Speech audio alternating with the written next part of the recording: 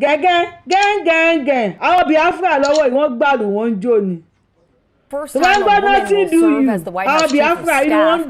President-elect Donald Trump named co-campaign chair Susie Wiles to the role on Thursday. The chief of staff is often considered one of the most important unelected posts in Washington, D.C. Wiles has gained respect among Republican allies throughout her career in political campaigns.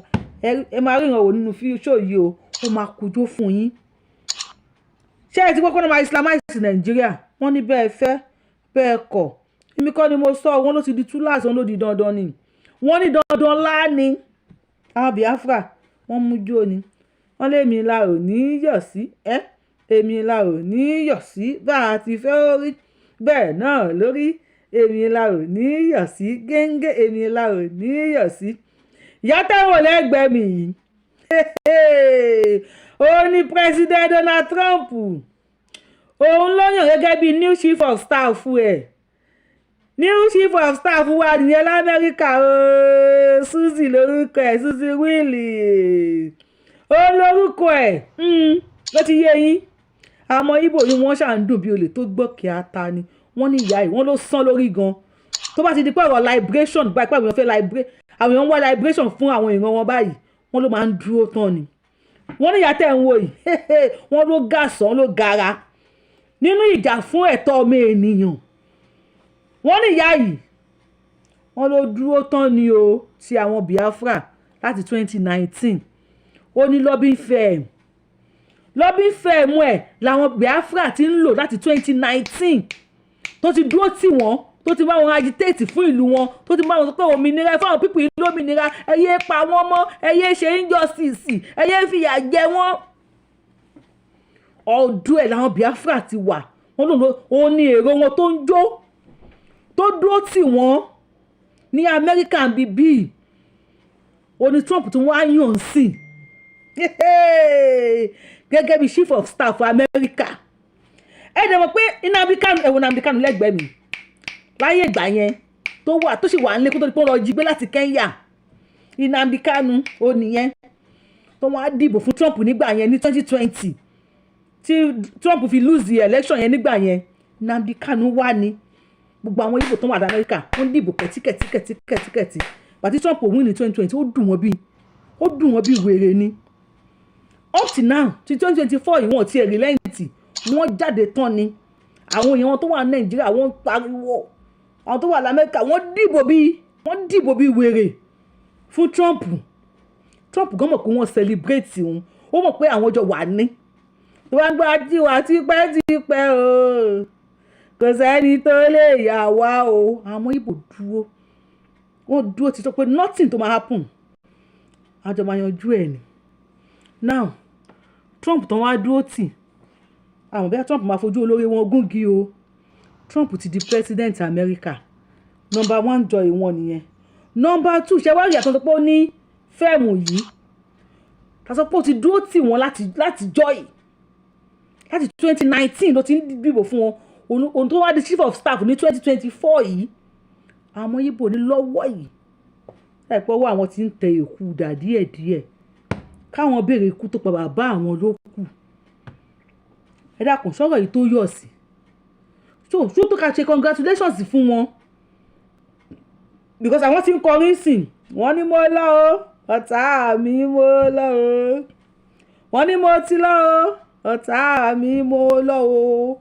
Wọ́n ní ìṣẹ́ yẹkẹyẹ máa fò lójú ọ̀run. Ìṣẹ́ kúkẹ́kù máa jẹ nínú igbó. Ìṣẹ́ jákẹ́já máa wẹ̀ nínú omi. Wọ́n ní igi ńlá Nàìjíríà gbẹ owó dínà àwọn bẹ̀rẹ̀ wọn kọjá. Wọ́n ní mo lọ o, ọ̀tá àwọn ti lọ o. Kọ́lọ́run ṣàánú àwa Yorùbá náà ni o. Kọ́lọ́run ṣàánú àwa Yorùbá náà máa Islamize Nàìjíríà. Mo mú fídíò náà wá fún yín. Ẹ rí ìrànwọ́ nínú iṣẹ́ ìmọ̀ àkójọ fún yín o. Ẹ̀yin àgbàlẹ̀ Yorùbá. Tó bá wá declare ní December tó láwọn máa declare. Because àwọn people yìí sọ̀kan wọ́n ti balẹ̀. Wípé lobbying firm tó ń jà fáwọn láti 2019 olódi chief of staff America yìí. Trump táwọn dẹ́ ń ṣe tiẹ̀ olódi president America yìí. Wọ́n ní àti release Nnamdi Kanu sìn wọ́n ló máa yá kíákíá because àwọn Ohanaeze Ndigbo wọ́n ti ń pè àwọn elders and leaders ara wọn pé nísìnyí kí ẹ dìde kíákíá kẹ lọ bá Donald Trump kó sọ̀rọ̀ nípa pé máa release Nnamdi Kanu tó bá wá release Nnamdi Kanu tó mo fẹ́ bèèyàn àgbàgbàlẹ̀ kò sì mo máa play video tó kó máa islamize Nàìjíríà fún yín torí many of you lè máa sáré èmi yóò ní gbé tó máa ṣe fún yín èmi kọ́ ni mo sọ èmi yóò ní gbé mo lè máa sọ fún gbogbo wa pé gbogbo ìyá tó ń jẹ tádìkà lọ́wọ́ ó ń ṣe push up ni jíìmù ló wà tó bá ṣe push up tó bá yó tán tó bá gún ẹ̀yìn náà mú tó bá gún yín mú wọ́n á ta ẹpọ̀n yín ti ná náà àwọn ọmọ Ìgbò ń sìn tí wọ́n máa yìí ẹ̀yin tẹ́ ń wò mí ṣó tó ká kí wọn congratulations àbí kò tó ká kí wọn congratulations torí tí wọ́n máa bá dìde fún wọn tí wọ́n release Nnamdi Kanu gẹ́gẹ́ bí àwọn Ohanaeze Ndigbo àtàwọn elders and leaders ilẹ̀ Ìgbò ṣe dìde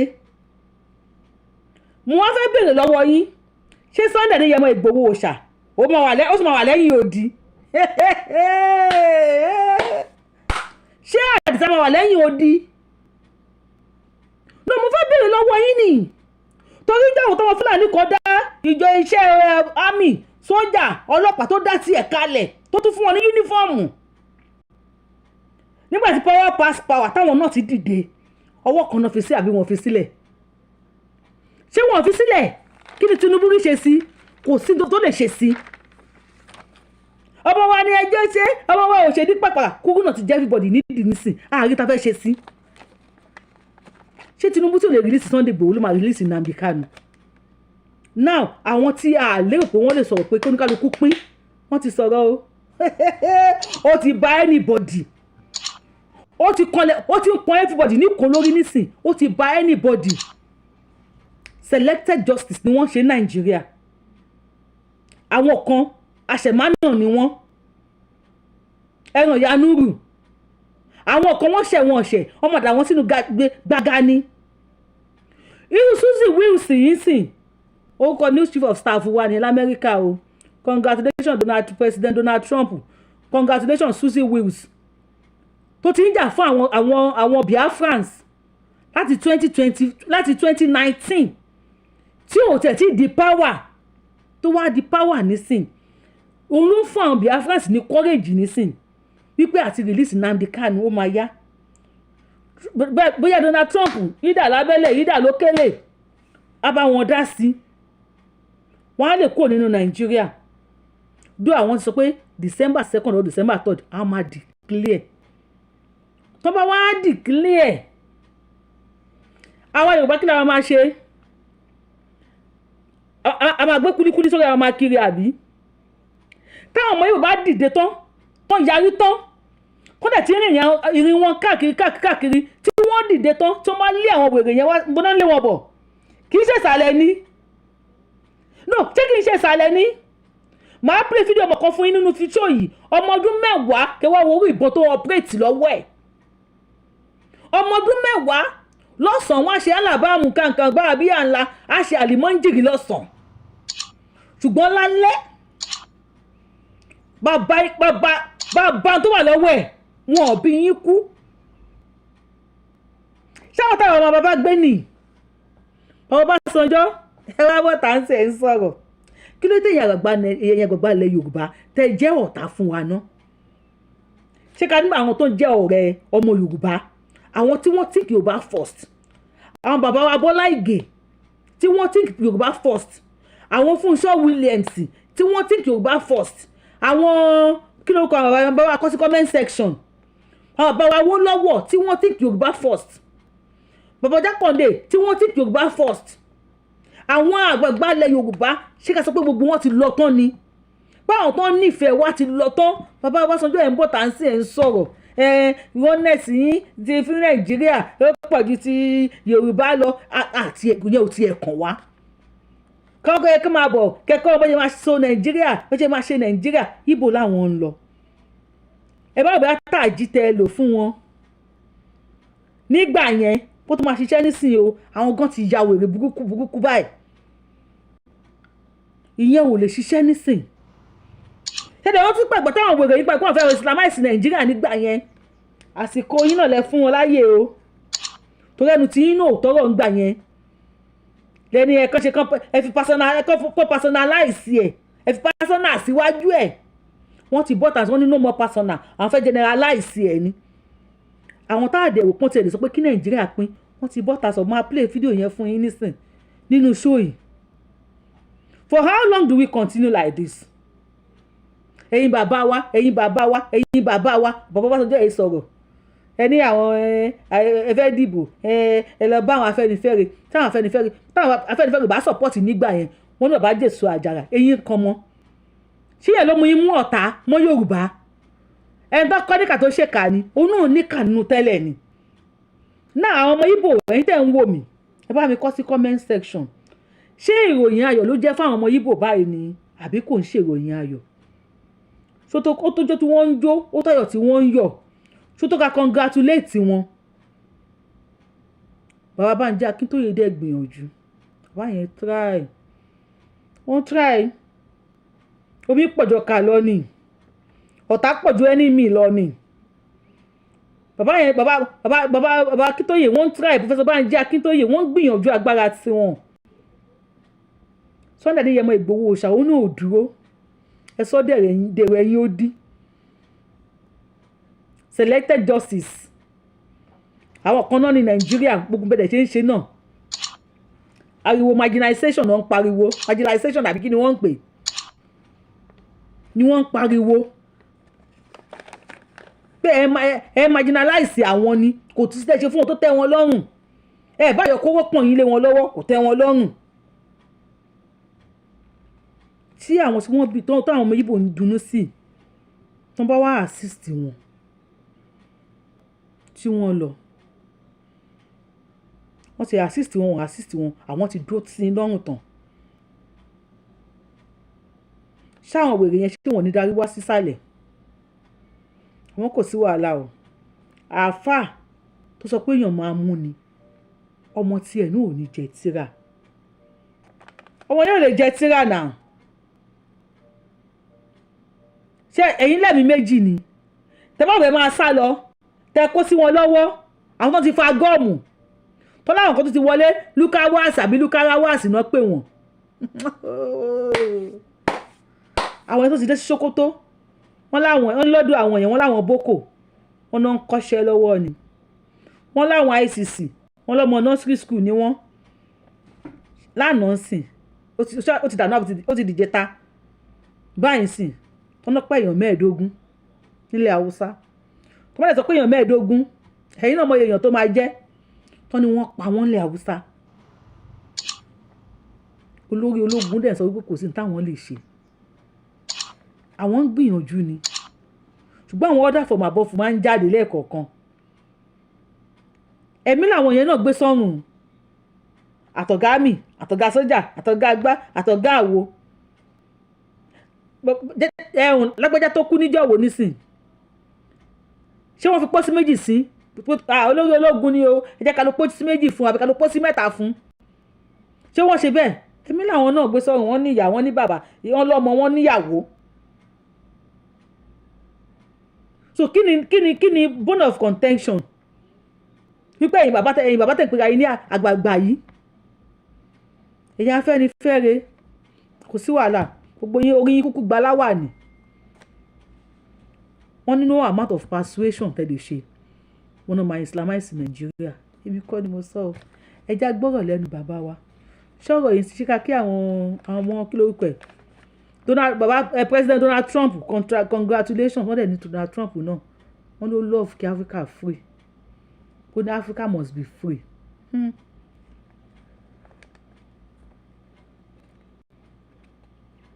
Tọ́dọ̀ Màṣánú àwọ̀ that is the first woman Susie Wales the first woman to become chief of staff ní America ó wá jẹ́gi lẹ́yìn ọgbà fáwọn Biafra kò sí wàhálà ọmọ oníyàn yàkó yankú ó sọmọ olókùú bẹ́ẹ̀ ni àní sinmọ́ wà bẹ́ẹ̀ ẹja gbọ́rọ̀ lẹ́nu bàbá wa tó ń sọ̀rọ̀ kán ṣàlàyé fún wa kẹ́yìn bàbá ìkẹfì tí ara yín gbọ́ ẹni tó so wá pọ̀ kò ní dáa fún onítọ̀hún o Ọlọ́run gbogbo àwọn tó ń lọ́wọ́ sí wọ́n yé so wá pọ̀ ní kò ní dáa fún wọn ogun gbọ́ gbogbo ẹni tó so wá pọ̀ torí we are not the same thing àjọra wa tọmọ ọdún mẹ́wàá fi lè máa gbádùn bọ̀n yìí káàkiri má ṣú ẹ̀ fún yín ẹni tó so wá pọ̀ kò ní dà fún lẹ́ẹ̀kan sí mo dúpọ́ lọ́gbọ̀n ẹni tẹ́ bá wa kọ comment section iṣẹ́ lẹ́yìn náà ń ṣe tẹ́ bá wa share video ẹ̀yin náà ń gbìyànjú ọlọ́run a máa gbalẹ̀ wa Babanja Akíntóyè gbìyànjú Sunday Igboho dákẹ́ Yorùbáwùyí mo ṣe ń kílò lòótọ́ yìí mo ṣe tèmi Kóyè kí ò dákẹ́ àti gbogbo àwa sọ̀rọ̀sọ̀rọ̀ pátápátá ẹ̀yin tẹ́ ń wà lọ́sàn-án lóru ṣẹ́yìn náà ń ṣeré ni ẹ̀yin náà ò ṣeré kọ́mẹ̀ntì iṣẹ́ lẹ̀ ń ṣe ẹ bá rí sí bí a ká congratulate wọn ẹ bá mi kọ sí comment section àbí ká má congratulate wọn ẹ lè bá mi kọ sí comment section kí ni gbogbo rádaràda kí ni gbogbo òṣìrata má rayọ̀ tẹ́ ń ṣe ẹ má bá àwọn àgbàlagbà àdẹ̀ fẹ́ bú yín ṣùgbọ́n tẹ́ bá rò pé ẹ má bá tiwa jẹ́ Ọlọ́run ò ní gbà fún yín o bàbá yẹn sọ̀rọ̀ sókè.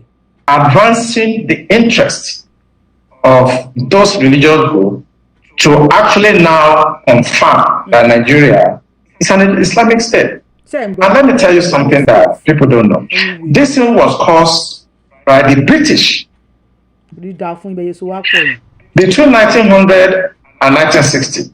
They knew that they cannot govern the North except they allowed them to practice their religion, and they were using their religious leader to basically govern them. It is called indirect rule. Immediately after independence, 1960, the British knew that they shouldn't have forged these two people together. They know. But because they want to achieve the divide and rule and to be able to conquer and take our resources and steal whatever they want to steal over the years, they merged these two people together. They could not govern the North and South under one religious or administration. They know. So they now give independent and march you people to work together. That was why the 1960 coup started. That was how the Civil War started. Now, 86, Babangida came with the OIC stuff, tried to Islamize us. It didn't work. In 2000, when 1999-2000, when Obasanjo came, he permitted them to start practicing Sharia. Today now, they want to consolidate it. Once you remove that person, all of us, whether you are Hausa, Igbo, Yoruba, Jukun, Christian, traditional, you are now under the law, the Islamic law, because they put it in the constitution. In fact, listening to the member that was representing Ahoda East, Abu Anodua Federal Constituency, River State, I want to get his words. He said personal matters that was envisaged, he says, by the people who drafted this constitution. And I want to quote him. The implication is, if the word personal is removed, Islamic law would have broader implications. The word personal was put there for a reason. Let's talk a bit about this whole conversation about Islamizing the country with our population and our dynamics. You know, is it possible that someone can sneak this in at some point and force all of us under some sort of regulation that we do not ascribe to? Is it possible that this can happen in this country? It is possible, and don't be deceived. It's going to happen. Do you know Constantinople? Today's Turkey? They were almost 98% Christian before now. Today, it's an Islamic country.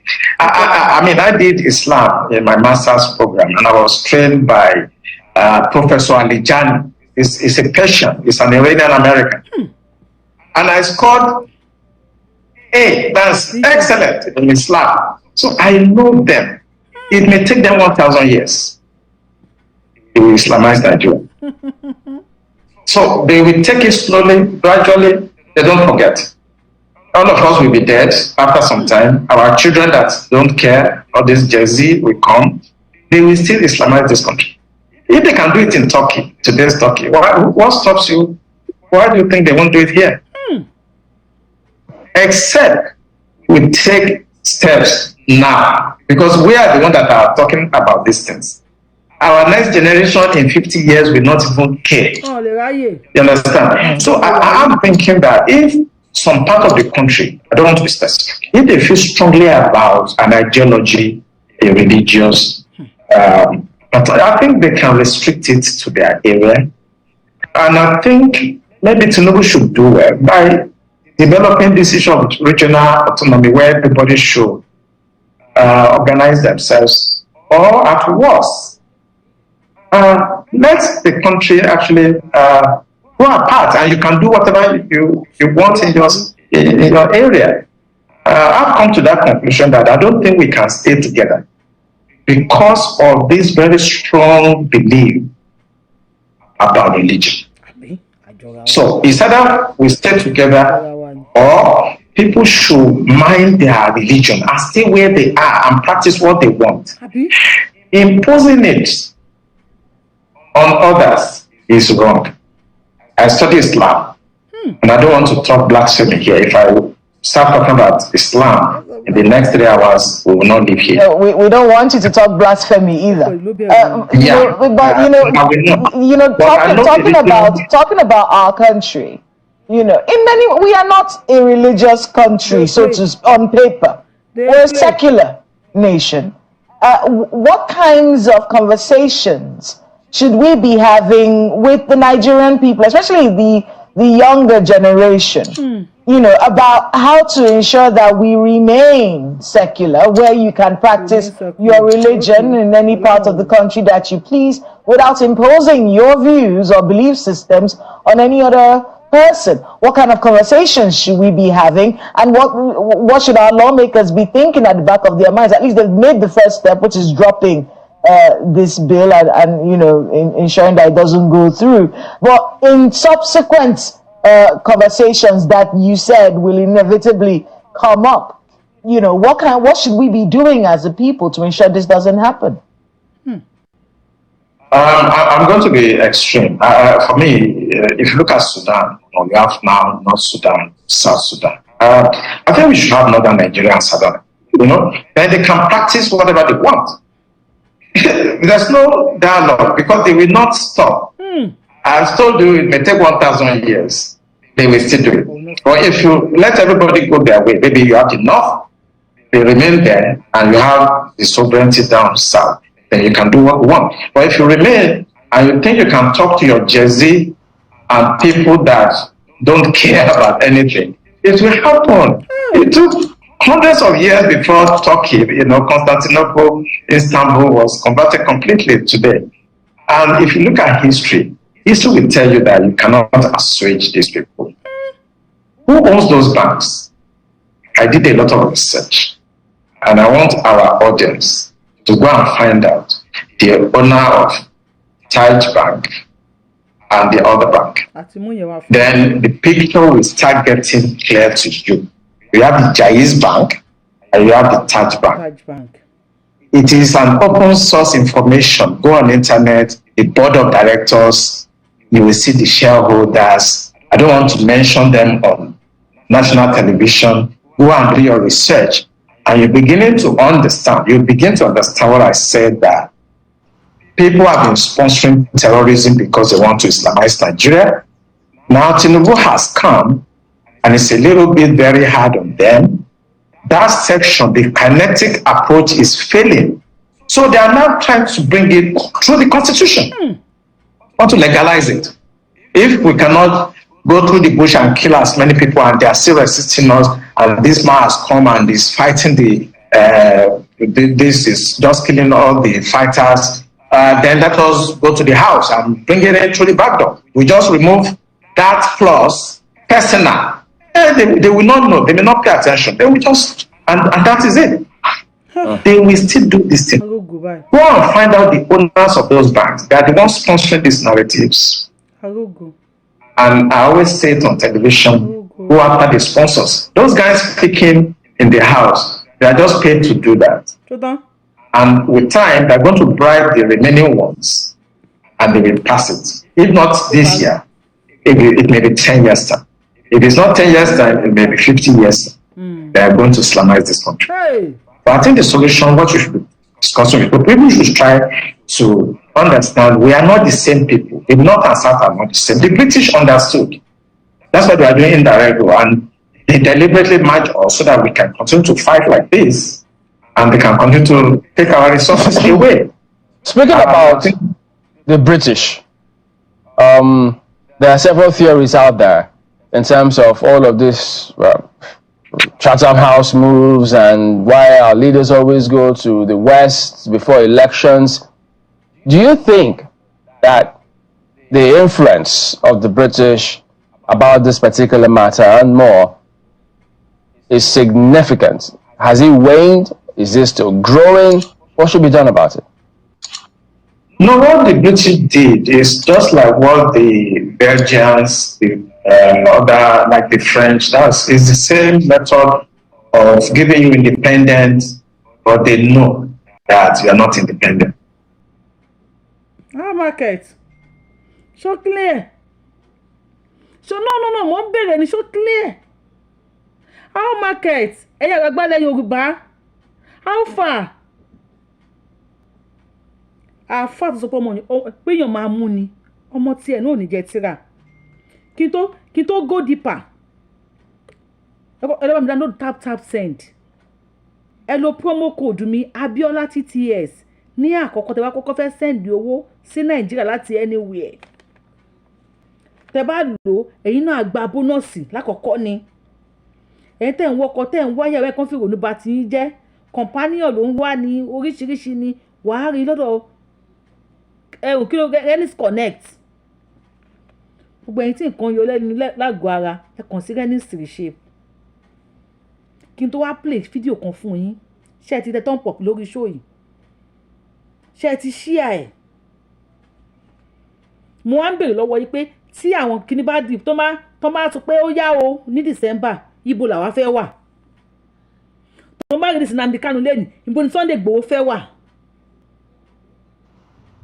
ẹ̀yin àgbààgbà yìí ẹ̀dẹ̀ ìrànjú kalẹ̀ ẹ̀ ń wò kọ́kọ́ bá mi wo fídíò èkì tó wá sọ̀rọ̀ lórí ṣọ́ọ̀ṣì kìíní tí mo play tán bá mi wo fídíò. ya sunan babanka wa tasu Zahardin tasu sunanka ya shekarunka fa nawa daga wani gari ka zo garin Bakwai cikin Nijar ne ko Najeriya Nijar can wajejen da Jibiya kenan ko to an ce kana tare da barayin daji me kake musu turo ka nema musu da masu kuɗi da busashi a nema musu da masu kuɗi da busashi idan ka gani ka je ka gwada musu to in ka gani sai ka sayan da ka koma su taho tare da kai da daddare kenan a kore busashen in kowa mai kuɗi ne a ɗauke shi a mai kidnapping kuma an ce ka iya bindiga gaskiya ne wọ́n tọ́ bá mọ̀ lọ́sàn àti gbóná wò lóru na ba ka za ka iya harba to bari mu baka mu gwada àwọn tí wọ́n ń tọrọ owó lọ́wọ́ yín lọ́sàn nìyẹn o alábàámu sábà bíyà ńlá alásùbàmù bá bíyà ńlá àṣírí ààbò bá bíyà ńlá bá bíyà ńlá ṣé rí tó wà lọ́wọ́ ẹ̀ wá ọ̀nà tó bá mọ̀ lọ́sàn àti gbóná wò lóru wọn ò bí ikú torchlight àbí gaslight táwọn ọlọ́dẹ ń lò lè máa gbéná wọlé tó bá wọlé tì yín lóru. ọmọ eléyìí pẹ̀lú tó wà lọ́wọ́ tó wọn pírètì yìí sẹ́mi yìí gbé ní ìwò tó tó ọmọ yìí wọ́n ti mú rọ̀rùn wọn kí ẹ̀ pé mi lọ́wọ́ lágbà kan àgbáyé tí ò kẹrùn sọ̀rọ̀ á padà kẹtàn sáré one day go be one day wey monkey go market you no go fit come back.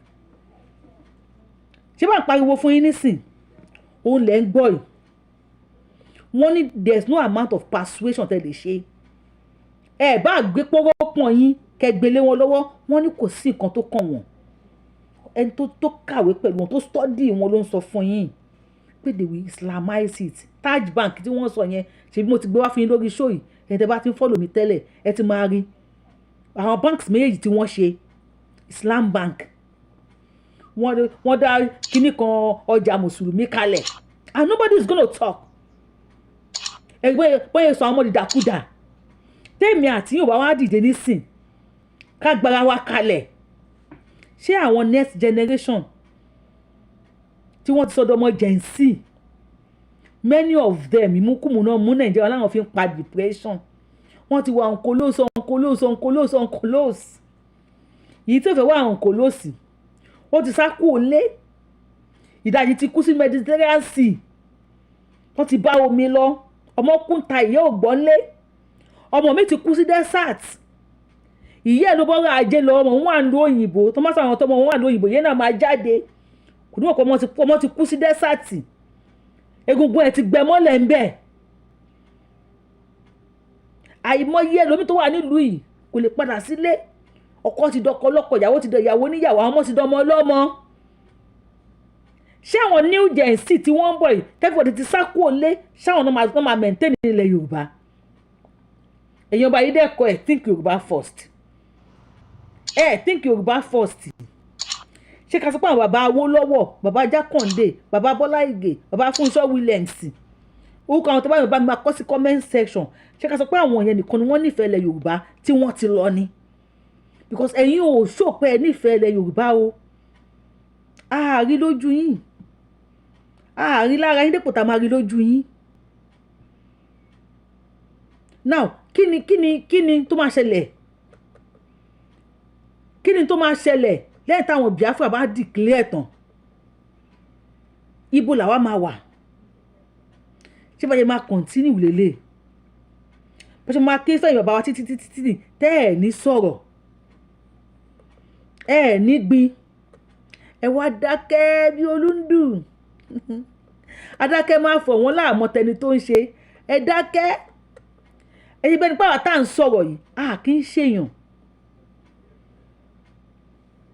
nílùú tí wọ́n ti ṣe selective justice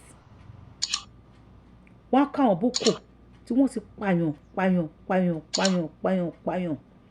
wọ́n á ní wọ́n fún wọn lamnesty wọ́n á dáṣọ sí wọn lọ́rùn wọ́n á fẹ́yàwó fún wọn wọ́n á bímọ wọ́n á máa fún wọn ní sálárì wọ́n tẹ̀ tó rán àwọn míì lọ sílùú òyìnbó lọ kàwé wọ́n ń tó pé wọn ò kàwé bí wọ́n kọ́ máa ṣe bí olórí burúkú.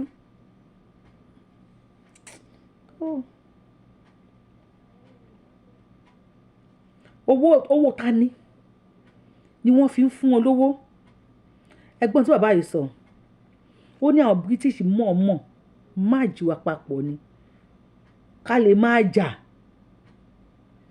káwọn lè máa rí nǹkan àlùmọ́ọ́nì wa kó wọn repeat lẹ́ẹ̀kan sí kò ní da fẹ́ni tó so wá pọ̀ tó bá kú re kò ní sùn re kò ní bọ́ lọ́hùn lé kò ní dé gate Ọlọ́run gan wà wọ́n ní wọ́n mọ̀mọ́ so wá pọ̀ ni wọ́n lè máa kó nǹkan ọrọ̀ ajé wa kì í ṣe nǹkan kan náà kì í ṣe nǹkan kan náà wọ́n ní kí Tinubu ṣe regional government ṣé Tinubu lè ṣe regional government ṣá Ṣètìmọ̀ tó jẹ́ fàìsì ẹ̀ bá tó ń sọ̀rọ̀ restructuring kí ló sọ ó ní restructuring my foot láti gbà yẹn dì sí despite gbogbo nǹkan tẹ́ ẹ̀ ń ṣe fún wọn ẹ fẹ́ lè yọ kókó pọ̀ yín lé wọn lọ́wọ́ ariwo marginalization náà ni wọ́n ń pariwo wọ́n lè marginalize àwọn ní o kò sí ìtẹ́jẹ́ fún tó tẹ́ wọn lọ́rùn marginalize wọn náà ni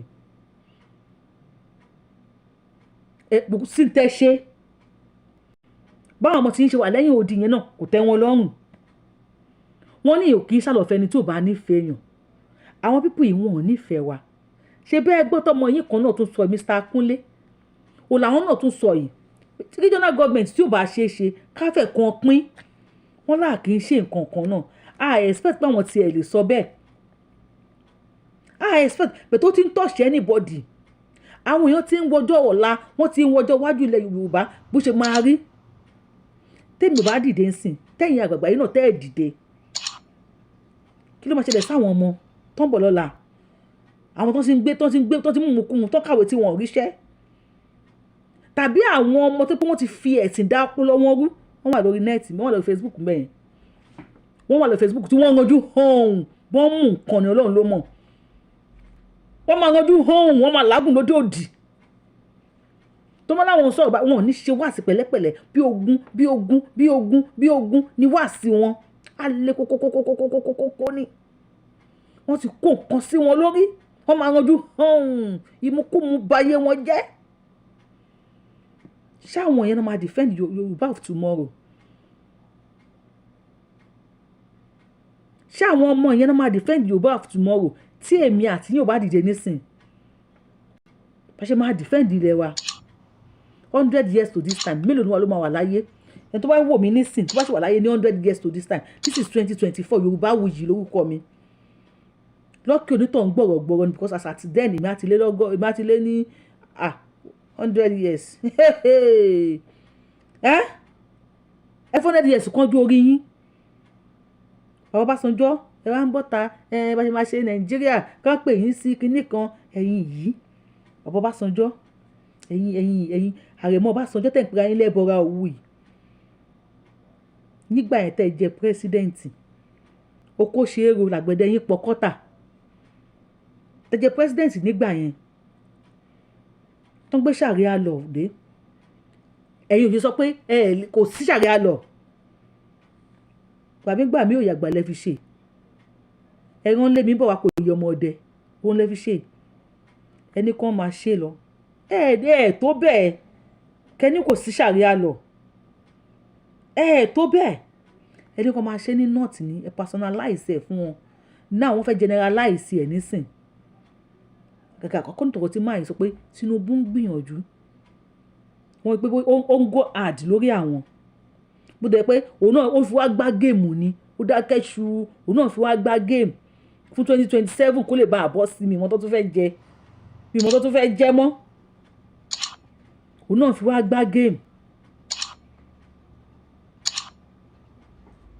after 2027 kí ló máa kù ṣé tó máa declare ní December 2024 yìí ń sa àwọn Biafra ṣé àwa àti north nìkan tó máa lé wọn ní ọ̀dọ̀ wọn nílẹ̀ Ìgbò náà ń darí bọ̀ àbẹ́ báwọn wèrè yẹn agbára wọn káwọn ọmọ Ìgbò Biafra wà láwọn ti forí gbalẹ̀ Samuel Ekpa minister in exile àbí kí ló pe àbí kíní kan in exile ó ti forí gbá BRT wọ́n ṣe mú Nnamdi Kanu dání gan tó dákẹ́ ni ó ń báṣẹ́ lọ ni ó sì ń kọ́ntínú ni àwọn ọ̀hánẹsẹ̀ ń dìgbò àti wọ́n dìde sí pé àwọn elders and leaders tí wọ́n dìde pé tọ̀ pàtó àwọn ti lọ bá Buhari o tí Buhari kọ̀ tí òfin Nnamdi Kanu lẹ̀ wọ́n ti pe àwọn Johnson wọ́n fẹ́ lọ bá wọ́n ti pe Donald Trump pé àwọn lọ bá Donald Trump kó mọ bó ṣe máa bá wọn tó máa fi Nnamdi Kanu sílẹ̀ ẹ̀yà àgbàgbà ti wá kílẹ̀ ń ṣe ráyè tó máa ní kí Ọbásanjọ́ tó wá lọ fún president another one ṣọ́ máa lọ àbọ̀n ní lọ ipò ní gbogbo yín dù kí kẹ́ni ti ṣe àwọn àtàjọ́ ọmọ tálíkà àbí kò sí wàhálà báwo lọ́wọ́ ti sọ̀rọ̀ ọ̀rọ̀ Ọlọ́run ò dẹ̀ ní lọ láìṣẹ ọ̀rọ̀ àwọn olóòótọ́ èèyàn náà ní lọ láìṣẹ ipò ọmọ tí tọ́ lápadà gbé ilé tẹ́ ẹ kọ́ ló máa padà gbé ta ṣebí ẹ̀ ń sọ àwọn ọmọ tálíkà donímùkùmù ẹ̀ ń sọ wọ́n dìdàkudà àwọn ọmọ yín tẹ̀ ń kówó pamọ́ fún táwọn ọmọ yín bá fi dàgbà tó máa fi sọ pé àwọn fẹ́ wá ṣe dáadáa nílùú àwọn tálíkà tẹ̀ sọ dìdàkudà àwọn náà máa kọjú àwọn ọmọ yín àti rí Yorùbá tó ń ṣajínigbé ń sìn tó ń ṣajínipa oríṣiríṣi tí wọ́n wà nílẹ̀ Yorùbá ohun tẹ́ ẹ sọ wọ́n dà ní as you lay your bed as you lay your bed so you lie on it àbí so you lay on it whatever kò sí wàhálà o ẹ mú ṣòkòtò yín kó lè dáadáa kẹ máa ṣàlọ̀ fáwọn tí ò nífẹ̀ẹ́ yín kẹ máa dọ́dọ̀ pé Yorùbá ò ní dá dúró Yorùbá nation la fẹ́ a fẹ́ dá dúró a ṣe wọ́n Nàìjíríà mọ́ ìdí tó ti marginalize wa a ṣe mọ́ láti dàbí 99 citizen not first citizen not second citizen not even third citizen àwọn tí wọ́n ń jẹ́ Nàìjíríà gangan the real Nigerians are the northerners the real Nigerians are those in Abuja sórí mi àti ìwọ tó ń wò mí number 99 citizen ni wá wọn ò mọ̀ pé lérè ń jàgbà wọn ò rí tiwa rò so do we have to fold our hands ká máa wòye kẹbàáyé wa jẹ́ kò possible now ìjọ kan ń bọ̀ monkey go market no go come back ẹ lè máa wò wá báyìí pé kí náà máa ṣe ọmọ tálíkà ọmọ òkè yànyà kó yan kú Yorùbá ó ní respect ìjọkànjọkàn respect yẹn a máa sọnù sí kọ́tà báyìí a máa wá fèsì wọn nà wọn àwa ni nítorí bá fẹ́ fi wá ṣe ẹ fi wá ṣe ẹ má kò lè continue báyìí kọ́ ni yóò máa rí lọ gbogbo ìṣòro tẹ́lẹ̀dùmarè ò dá wa mọ́ gbogbo ìṣòro tálálẹ̀ ò dá mọ̀ wá lórúkọ gbogbo ilẹ̀ Yorùbá èmi ń fọwọ́ sọ̀yà pé báyìí kọ́ ni yóò máa rí lọ ìyẹn Afẹ́nifẹ́re ẹ ṣàkóso kórìíra wa Ọbásanjọ́ ẹ náà kórìíra ilẹ̀ Yorùbá ẹ ń give excuse ẹ bàtẹ́fẹ́ dìbò ẹ wá lọ bá àwọn Afẹ́nifẹ́re ẹ wá sọ pé ọ̀ ní support yín ṣé tí ilẹ̀ Yorùbá ṣe fún yín nìyẹn káì ká dúpẹ́ lọ́wọ́ Sunday Adéyẹmọ Ìgbòho Òòṣà tó dìde fún wa tó jà fún wa èébù wo ni wọn ò bú Sunday Ìgbòho tán tàbá dẹ̀ tú fún yẹn lọ tú fún yẹn bọ̀ tí Buhari fi ní kán lọ ká Sunday Ìgbòho mọ́lé bí ká má bá ọwọ́ àwọn àgbààgbà ilẹ̀ Yorùbá ń bẹ̀ kọ́ àwọn àgbààgbà ilẹ̀ Yorùbá ká má trace dáadáa a máa bá ọwọ́ àìmọye níbẹ̀ ṣé Sunday Ìgbòho tó kẹ́sì pé òun ò jẹ́ ọmọ Yorùbá mọ́